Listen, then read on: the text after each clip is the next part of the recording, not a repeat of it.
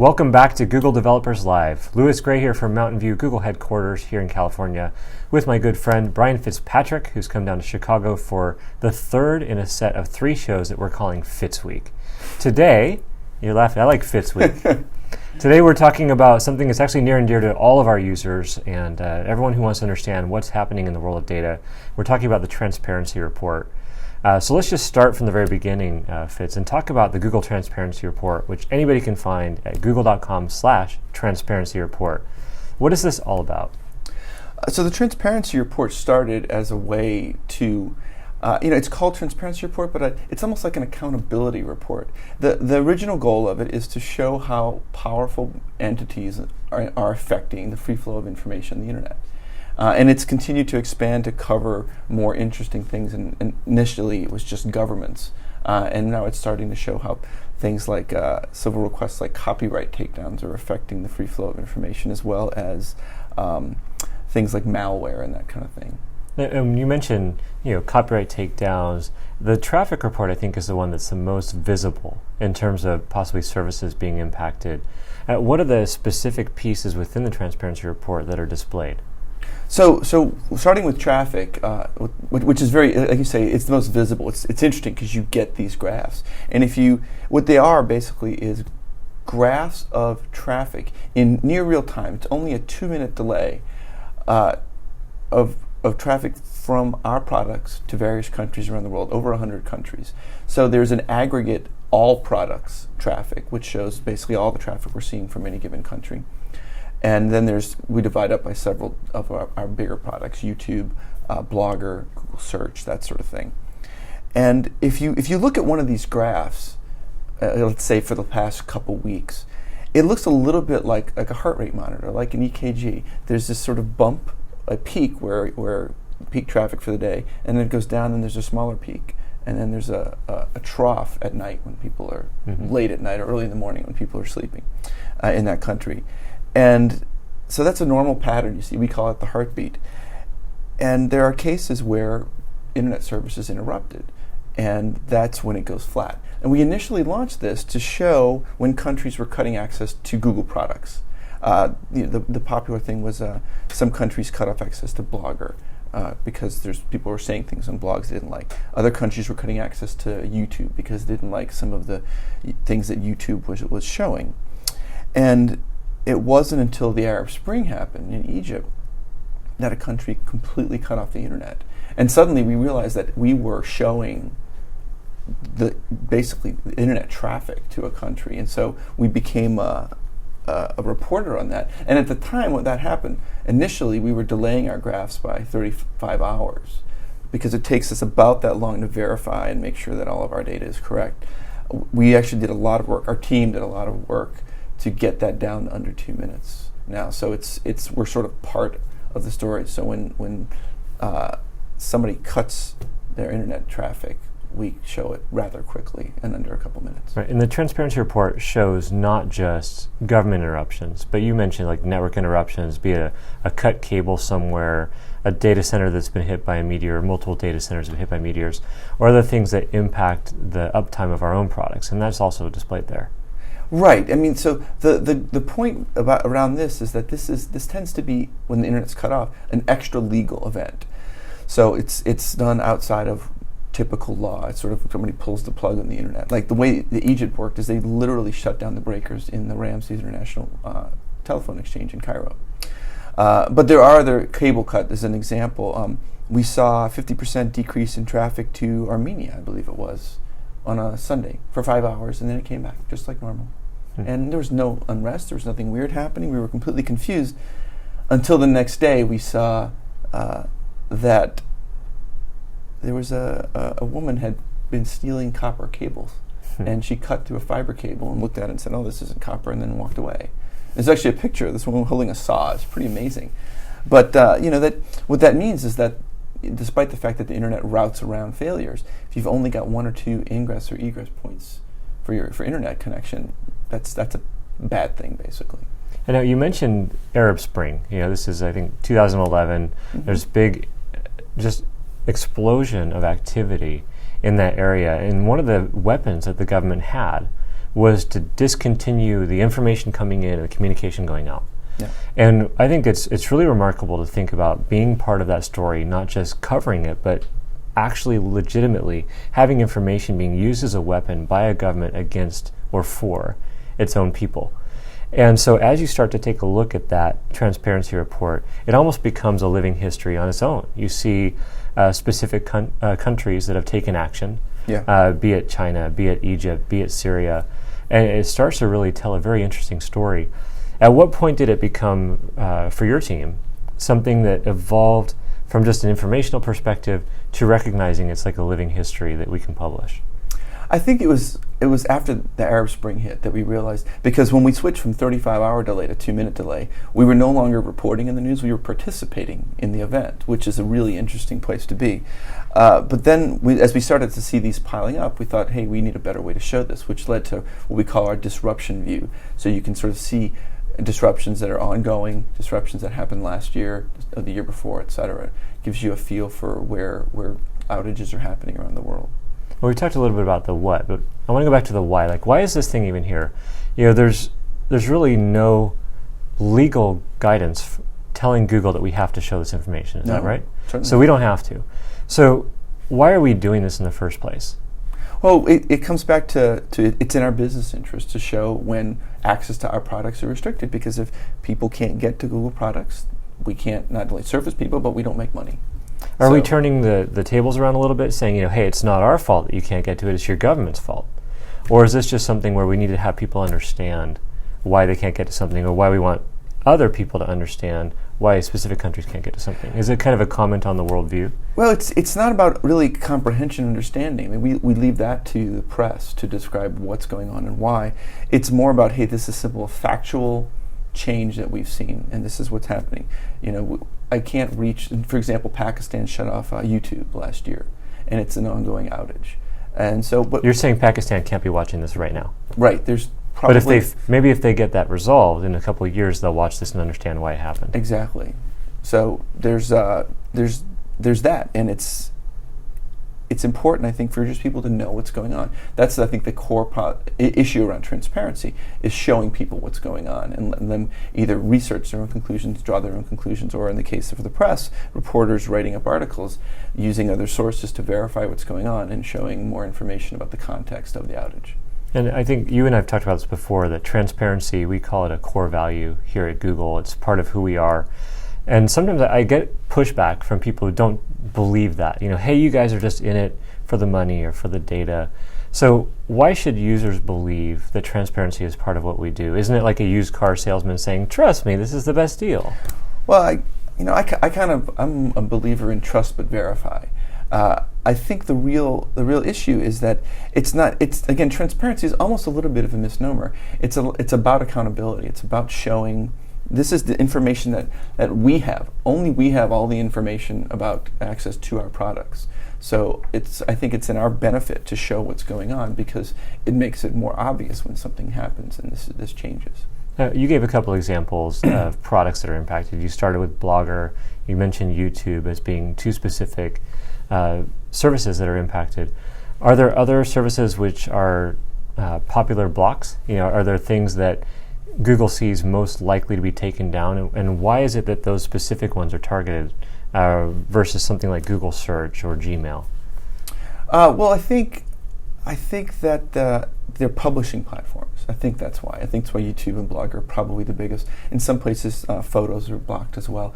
But it's platforms that people can use to publish. And if you're in a country that doesn't have a free press, or you have a press that's very much government controlled, you don't want this sort of free distribution platform out there. And I think it's perceived as a danger by a lot of people. Sure. I know, moving a little bit away from the traffic report, we do have a lot of transparency in terms of governments that are getting in the way of our services. But there's also a lot of requests that come from governments on user data. Correct. Can you take me through that and help us understand what it is that we can share via the transparency report? It's obviously been very hot recently. Right. So there's data that we can share. So we get court orders, we get warrants for information, typically for criminal cases, right? Someone's done something bad, the government's looking for evidence in a case against them, and they send us a request. And there's a process that goes through. Someone doesn't just call us up and say, "Hey, send us all the data on Louis Gray." And if they do that, we say, "Come back with a warrant." Basically, they come back with a warrant and they say, "Send us, everyone in the world who searched for this thing." We'd say, "Well, that's overly broad. Can you be more specific?" And then they rewrite the warrant to say, "We just want information on Louis Gray." Typically, it's something like subscriber information. They're going to want your name, your address, and IP addresses you've logged in from. And again, we're interested in helping with criminal cases, right? I mean, we want to help catch the bad guys. We just want to make sure that the requests are legal, that they're not overly broad, and that we're actually helping catch the bad guys, not just giving a bunch of data away. And there's a lot of requests that we actually can't talk about. I think that those have flared up in the press of late, and some things have been disclosed to the best of our ability. What are we doing about that? Well, with the NSLs, the National Security Letters, is a good one.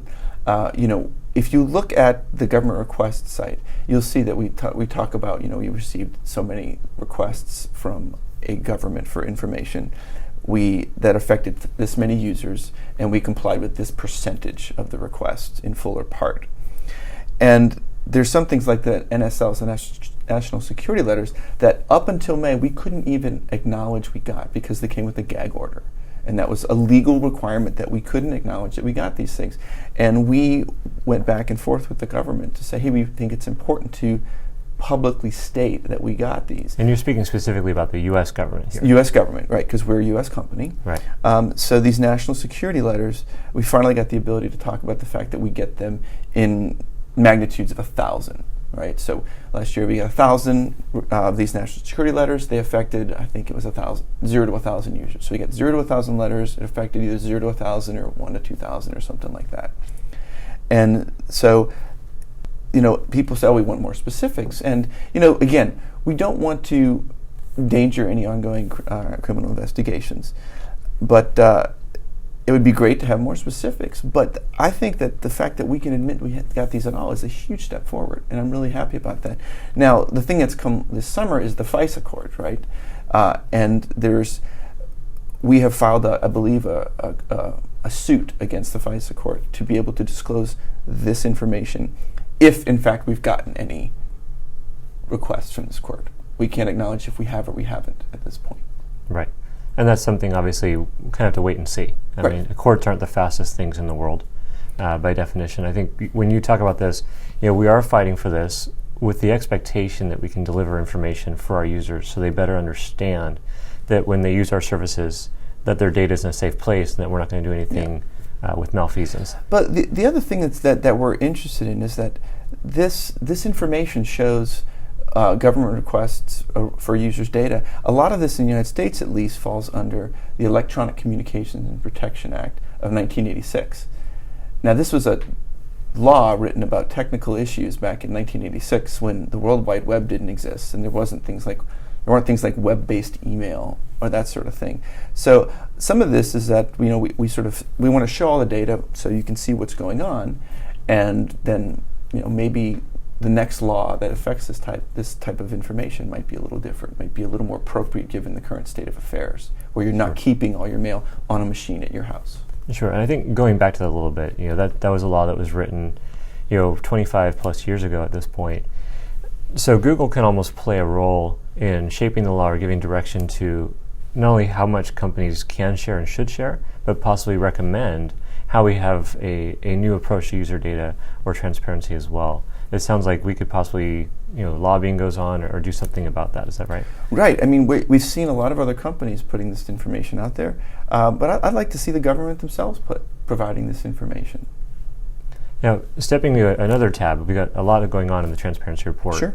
One thing that often comes up is requests for removal, be it individuals or legal agencies. They ask for data that's in Google search index to be removed, like, hey, stop showing sites from URL X.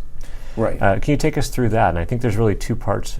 First of which is removing it from the index, and the second is someone saying there's something on a Google service that I would like to have taken down. Right. It could be a blog post. It could be a YouTube video. It could be a photo. It could be a link in the search index. We get a lot of these removal requests, and there's two types of removal requests we get. The first one is, like, as you said, government requests. And most of these are defamation. And then beyond that, it's privacy and security issues that we are required to remove to basically conform to the law. And some of these are like clearly like not public safety issue, but it might endanger something. For example, someone posts a picture and some information about a child. Like clearly, this isn't information that should be publicly accessible.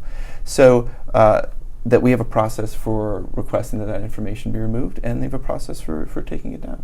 And in this case, when you get that kind of request, it's not Google who's making a decision whether it's defamation or not.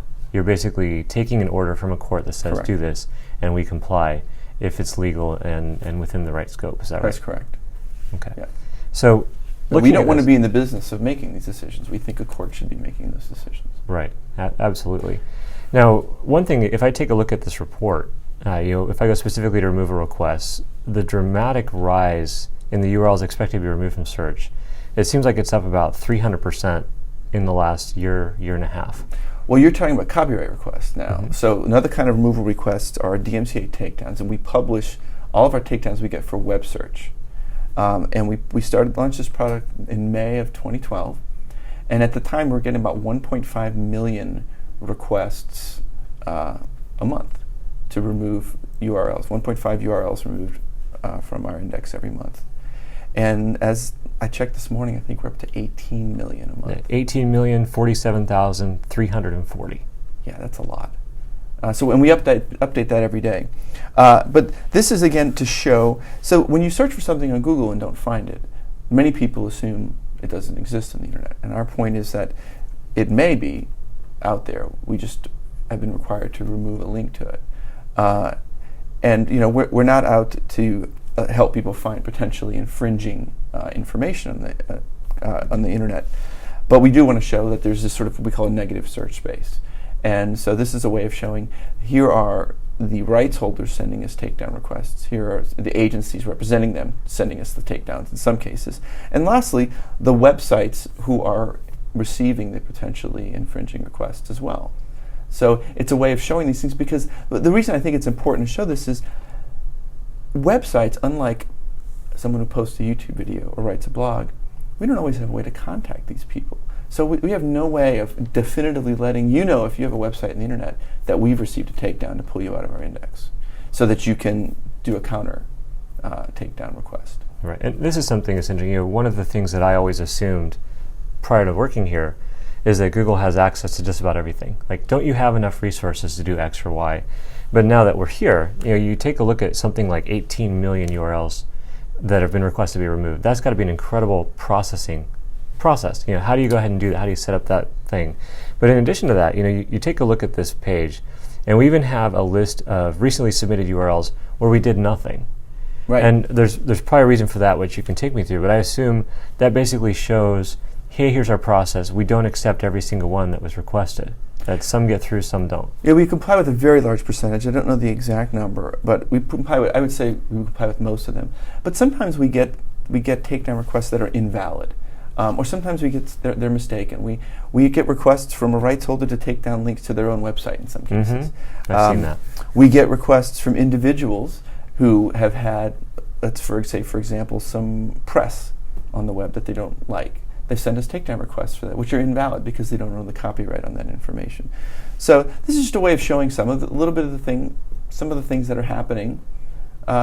Because while most of them are correct, there is always an opportunity, I think, for abuse, but there really isn't very much of it. Mm-hmm. So, we talked about the vast number of copyright requests. We talked about governments who make specific requests to make these changes. We talked about which common Google services there are that have these interruptions. So if you have a product that actually is disrupted, let's take a look at a specific geographic region, does that mean absolutely nobody in that region can use it? Or is it like really slow dial-up speeds and they might be able to get it, but it's not going to be a lot of fun? It means that it depends on what the disruption shows. Like, because the graph can show a partial disruption or a full disruption. What's partial mean? Partial means that, like, let's say a country has 10 ISPs and they cut off 6 of them. So four ISPs in the country may still be serving traffic to their users. So it may be that a certain percentage of the country can't access our services. When it's all the way down to 0, that means that almost everyone can. And there may be the odd person who's got a satellite connection or something, which are illegal in some places, or they may be getting information through their cell phone. You don't know. There's always a few people that may be getting the information. It also may mean that our IP to geo mapping is off, so there may be a corner case somewhere that's getting something. There's no way to know for certain. Yeah, and there's one thing you actually introduced it this summer about safe browsing. Yes. And I think most of us have used the internet, whether we use Chrome or Firefox or other browsers. Sometimes you run into something on Google search where it says, hey, this website might be harmful to your computer. Yeah.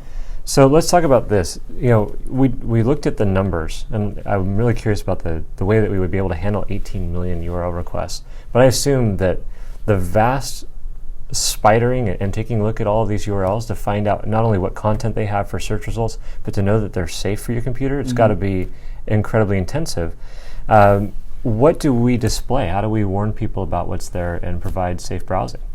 Well, we first of all, we don't let them go straight to the website. So if you're in Google search and you click on a site that has malware on it, we take you to an interstitial page that says, hey, this site may harm your computer.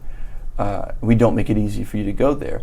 But let me back up to what actually happens in a lot of these cases, because in a lot of times, these sites with harmful information aren't a scary site. It might be some news site you visit all the time. It might be someone's blog or something. But what happens is that there are malware providers on the internet that they're hosting malware, they're trying to do bad things, they're trying to get control of your computer to send spam email or do something not cool. Known bad actors. Known bad actors, thank you. And so what they do in a lot of cases is that they'll go and they will break into a website that's popular, and they will put malware on that website so that when you go to that website, your computer will download that malware, and then your computer is suddenly going to be controlled by them. In that case, you basically have a victim that is passing it on. They've been infected and they want to infect you as well. Right. And they might not have done anything intentionally, No, they but their usually site haven't. is definitely infected. And many times they don't even know it. Right, so that's another scary thing, is that if you're not paying attention going to your website, it might have been broken into, malware may be hosted, Right. you just don't know it. And I think sometimes, those people who run into the internet, you'll see a search result for a well-known blog or tech site that you regularly read, and then the description of the site will be all about selling pharmaceutical drugs at low cost. Right. Which is one Right. example of that. So, first of all, let's talk about that, not the pharmaceutical drugs, that's a different show. But to talk about making the web safer, first again, why is Google doing this? What is it that we're doing to accurately find out if a site is hosting malware or not? And then what can we do to either protect users or the site hosts themselves? Well, the reason we're doing this is because we do well if more people use the web. And if more people are using the web and having terrible things happen to them in their computers, fewer people are going to use the web.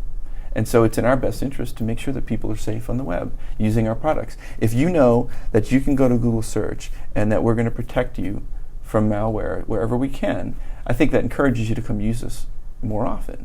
If you came to Google and you used Google search to find a website and you clicked through, even if it was a popular tech blog, and then it gave you malware, I don't know that you may blame Google, you may not, but still I don't think you'd be happy. It's a bad experience for you overall, and we've helped you get there. So I think it's in our best interest to do that. And we'll also try and notify webmasters through our webmaster tools, if you're signed up for that your site is infected. So that's why it's if you have a website, Webmaster Tools is a great resource. It's free, tells you a ton of information about your site, and it'll keep you up to date if we find anything wrong with it. Now, taking a look at these graphs in the Making the Web Safer category under the Transparency Report, again, we see another rise in the total numbers. When you look at this, it says upwards of 300 million users see browser warnings every single week. Mm-hmm. And that's significant. That's practically the entire population of the United States alone. And so I assume some of those are individuals seeing multiple warnings per week, or is that one per? I don't know how that's done, but that's about triple where it was just 12 months ago. What do we think is causing that? Do we have any idea to understand why you have that kind of rise in malware tripping? I think there's an ebb and a flow to it, and we see people finding new vulnerabilities in websites that they can exploit and upload their malware, and so we've had peaks in the past that have gone down as well. I'm not sure what the rise in that is attributable to, but what we've done on the malware report is we've divided up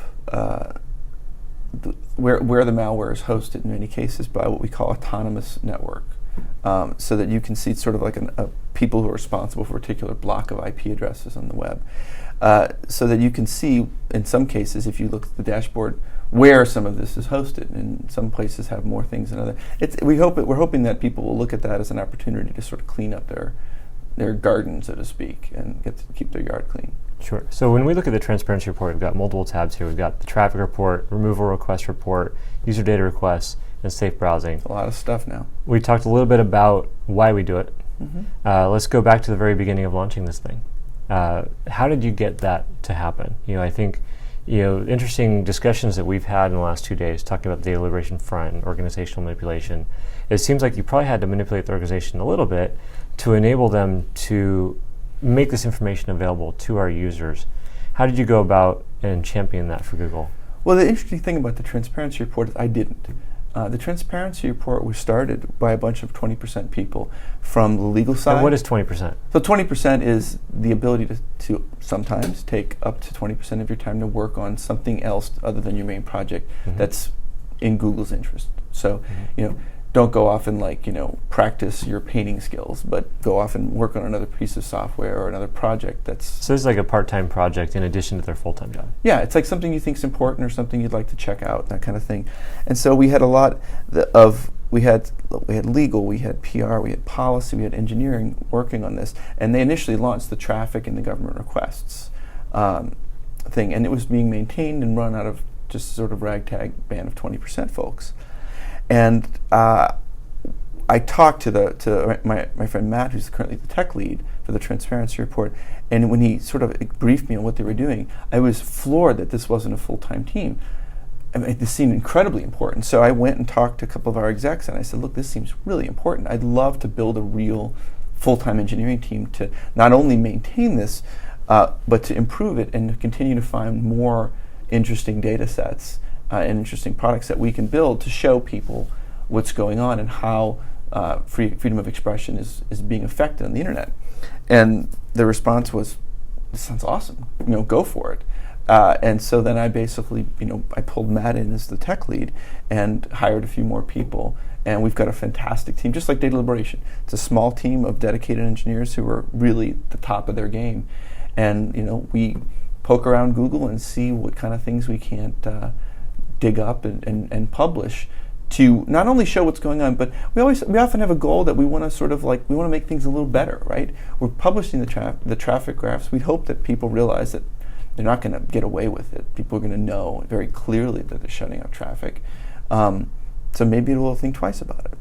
Right. And I think one thing that people often talk about is the percentage of web traffic that's through Google's services. And as we start to be a significant portion of that, when you cut access to the web, we're going to see it. And since we have this transparency report, your users are going to see it, the press is going to see it. I think one of the adages that we've always learned from Eric Schmidt and Larry Page is, you don't fight against the web. The web always wins.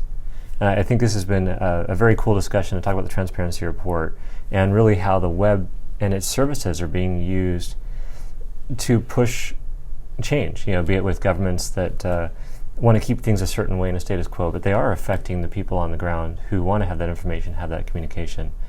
So yeah, my closing thought I'll give you is that never before in the history of humankind has there been a global distribution system that costs almost nothing. And that is what makes the internet so amazing. Yeah. And I'm a big fan. Absolutely. And I'm glad you're looking out for us and looking out for the users. So thanks again for coming in for all three parts of Fitz Week. My pleasure. Brian, it's been a lot of fun. For those of you watching, definitely take a look at google.com/transparency report. This has been Google Developers Live. I'm Louis Gray, and we'll see you back in the studio.